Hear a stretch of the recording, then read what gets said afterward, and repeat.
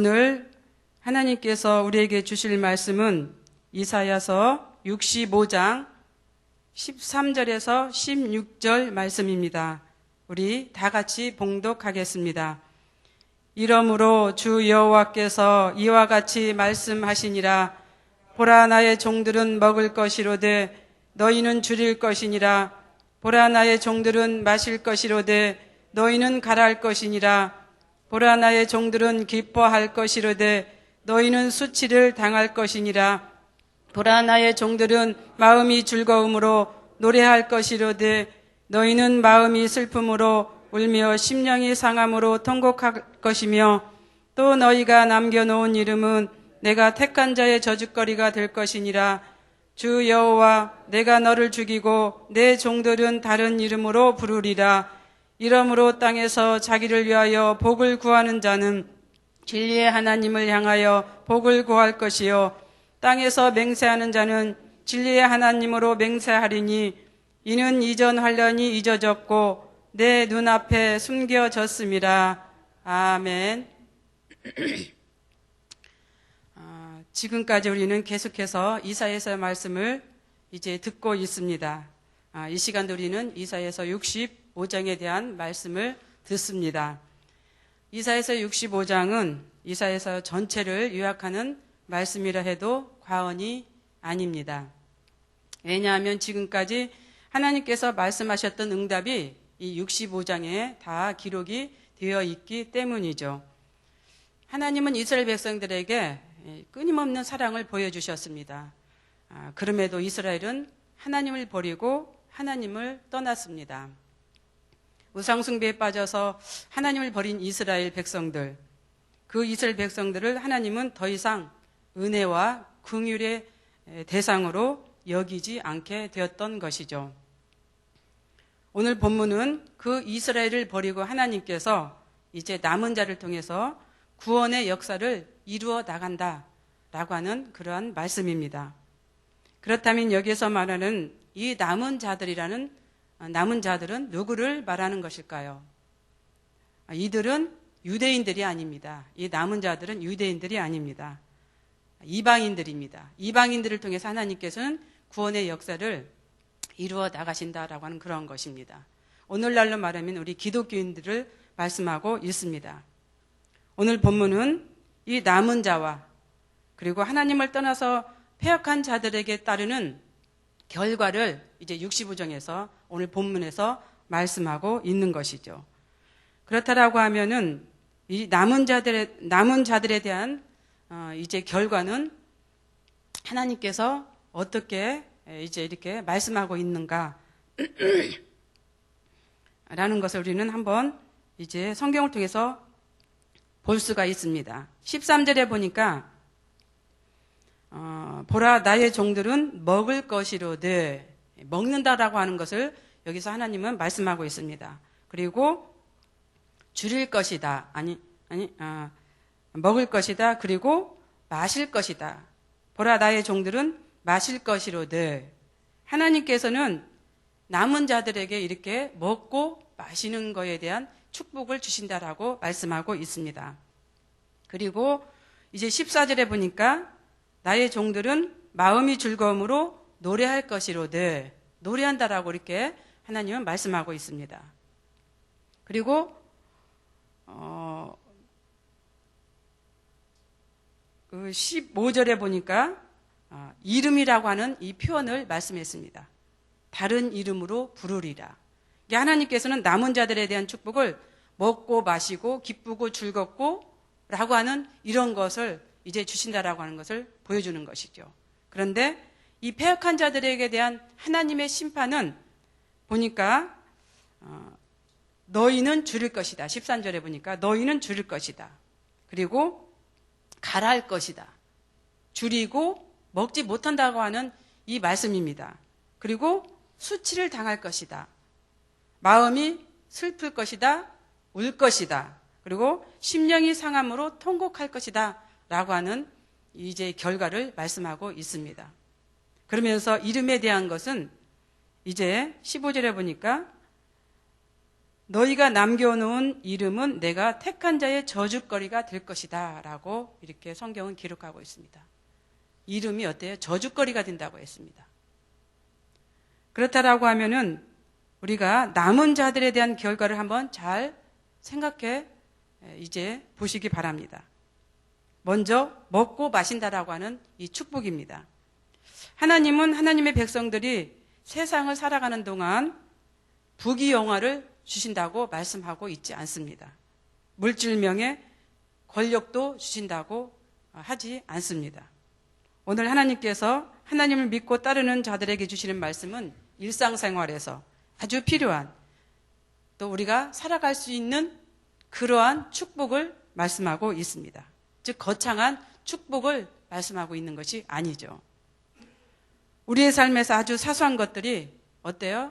우리 가정을 행복하게 하고 또 우리 교회를 활력이 넘치게 하고 우리나라를 복된 나라로 세운다고 하는 사실을 우리는 이제 생각해 보아야 합니다. 축복은 어떤 물질에 있는 것이 아니라 우리의 삶 가운데서 있다라고 하는 것을 말씀하고 있는 것이죠. 그렇습니다. 우리가 살면서 먹지 않고 마시지 않는다면 어떻게 될까요?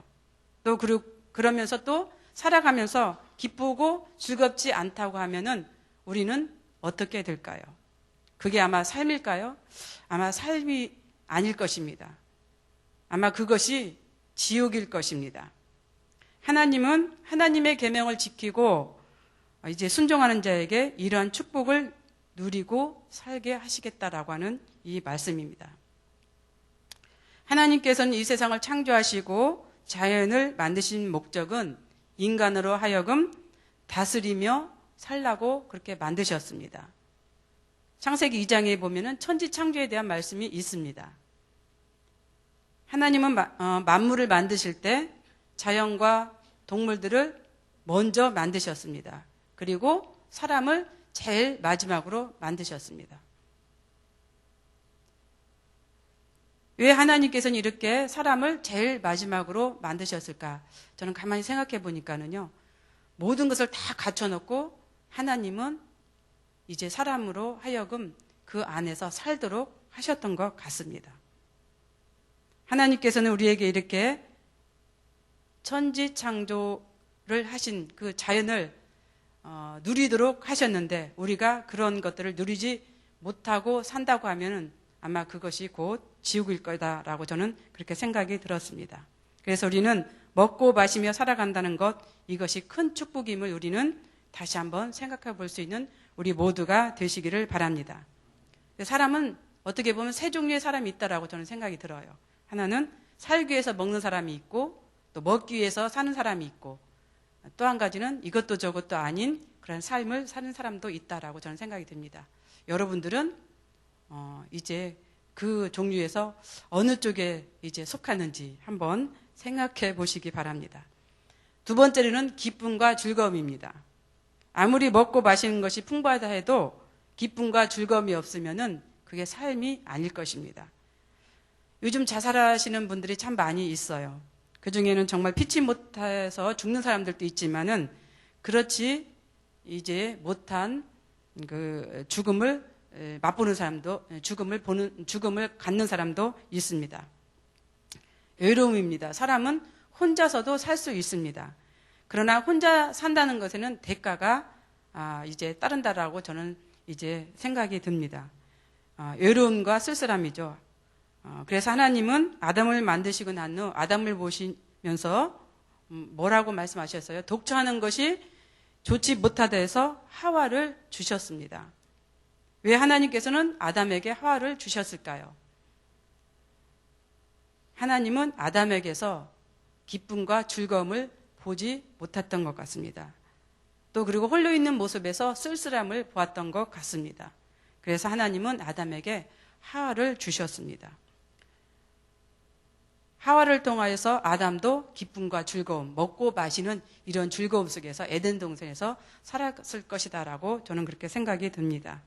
누리지 못한다는 것, 곧 그것이 지옥임을 우리는 다시 한번 이제 깨닫기를 바랍니다. 세 번째는 이름이죠.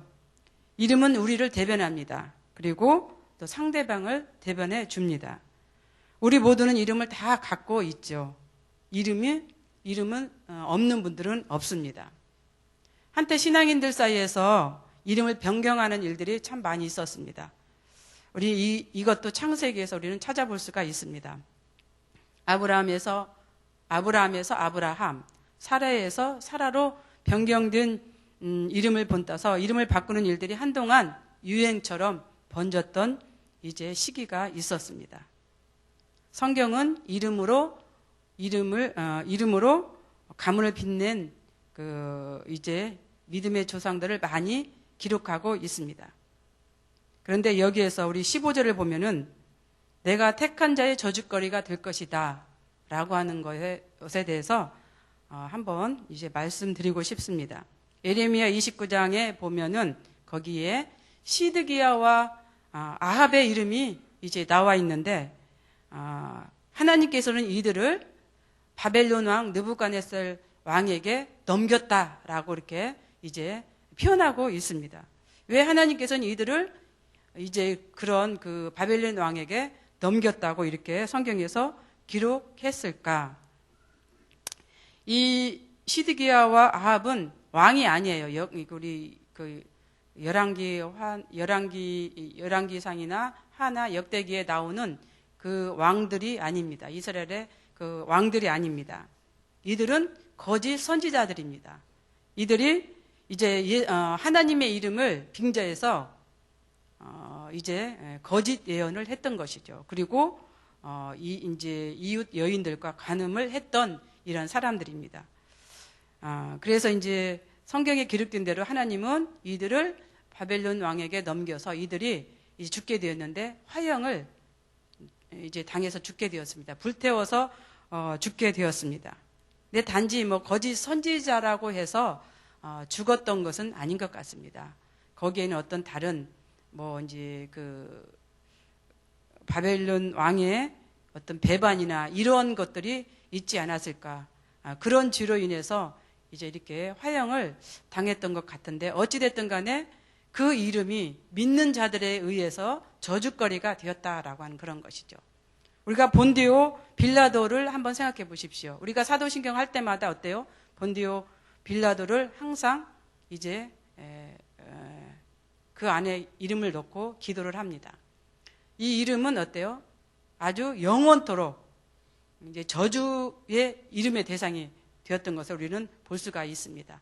그래서 이 본디오 빌라도는 이 이름을 통해서 가문과 이름에 먹칠을 하고 멸망을 이제 하지 않았는가 이런 생각이 드는데 이렇게 이름을 통하여서 믿는 사람들에게 저주거리가 되어서는 안 된다라고 하는 그런 것이죠.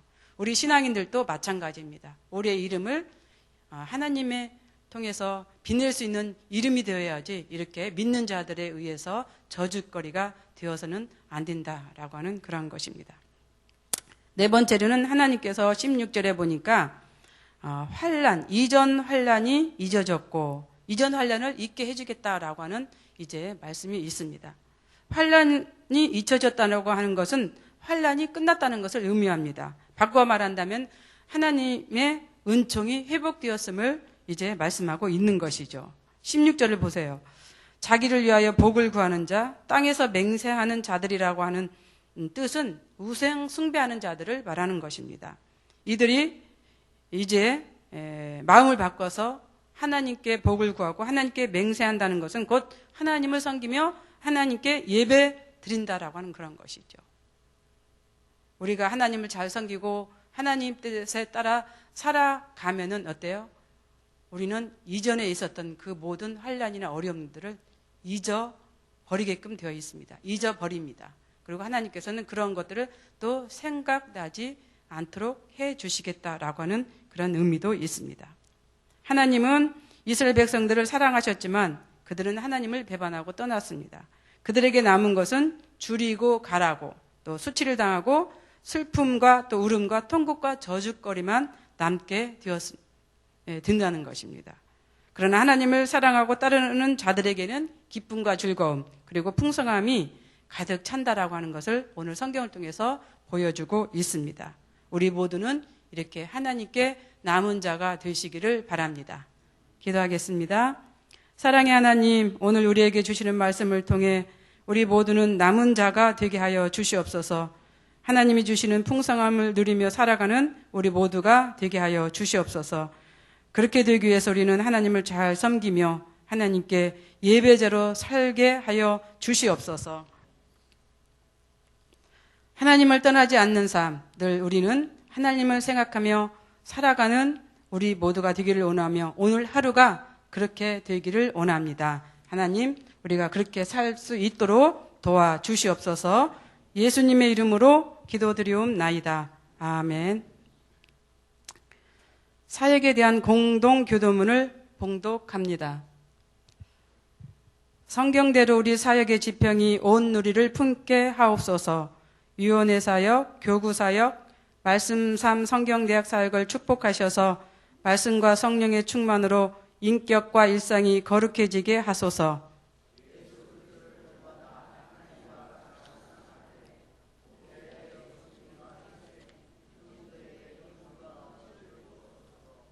한 사람을 사랑하고 세우는 일이 사역의 근원이 되게 하시고 하나님 나라에 헌신하는 작은 모임을 거룩한 영으로 채우시며 우리 사역이 사회 변동과 역사 흐름을 이끌어가게 하옵소서.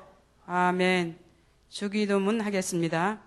하늘에 계신 우리 아버지, 아버지의 이름을 거룩하게 하시며 아버지의 나라가 오게 하시며 아버지의 뜻이 하늘에서와 같이 땅에서도 이루어지게 하소서. 오늘 우리에게 일용할 양식을 주시고 우리가 우리에게 잘못한 사람을 용서하여 준 것 같이 우리 죄를 용서하여 주시고 우리를 시험에 빠지지 않게 하시고 악에서 구하소서. 나라와 권능과 영광이 영원히 아버지의 것입니다. 아멘. 지금 들은 말씀이 내 삶으로 이어지게 하옵소서. 주일에 선포된 말씀이 우리 삶을 주관하게 하소서. 주일 교구 리더 모임 교육을 통해 준비된 리더가 되게 하소서. 9월 29일 VIP 초청 예배 대상자들 마음의 문을 열어주소서. 우리나라가 정치적으로 안정되고 사회적으로 평안하며 경제적으로 넉넉한 나라가 되게 하옵소서. 이 시간 공동 기도 제목과 또 여러분들이 가지고 오신 기도 제목을 하나님께 올리신 후 자유롭게 돌아가도록 하겠습니다. 기도하겠습니다. 사랑과 은혜가 풍성하신 하나님 아버지 참 감사합니다. 오늘 또 월요일날 이 새벽 저희들 불러주셔서 또 한 주간 하나님의 말씀을 들음으로 살아갈 수 있도록 인도해 주신 것 참으로 감사합니다. 오늘 말씀을 통해서 다시 한번 우리의 마음과 또 영과 혼을 생각하며 또 생각할 수 있는 이 시간이 되게 하여 주시옵소서. 우리는 하나님께 아버지 하나님 남은 자가 되게 하여 주옵소서. 남은 자로 살 수 있도록 하나님 축복하여 주시기를 주님 간절히 기도합니다. 그 남은 자로서의 삶을 잘 감당할 수 있는 우리가 되기를 주여 간절히 기도하거나 하나님 우리가 그런 자가 될 수 있도록 역사하여 주시옵소서. 특별히 아버지 이제 주일에 우리 담임 목사님을 통해서 주신 말씀을 기억하며 살아가는 이 한 주간이 되기를 주님 간절히 기도하고자 합니다. 무엇보다도 그 말씀이 이 한 주간 우리의 삶을 주관할 수 있게 하여 주옵소서. 우리의 삶을 이끌게 하여 주옵소서. 우리의 삶을 아버지 하나님 인도하게 하여 주시기를 주님 간절히 기도하고자 합니다. 하나님 그렇게 살 수 있도록 주님 역사해 주옵소서. 성령의 이끌림 받아 살아갈 수 있는 우리가 되기를 주님 간절히 기도하고 나오니 주님 함께하여 주시옵소서. 특별히 아버지의 주일 이제 교구 리더 모임 PMC를 하나님께서 축복해 주시기를 원합니다. 우리 아버지 교육장 설교자들 축복하여 주옵소서. 하나님 교육입니다. 하나님께서 우리 사랑하는 설교자 교육 이제 설교자 구역장님들이 이 모임을 이제 잘 참석해서 교육을 받고 훈련을 통해서 사랑하는 구역에 가서 또 말씀을 나누며 또 함께하는 아버지 그러한 준비된 리더가 될 수 있도록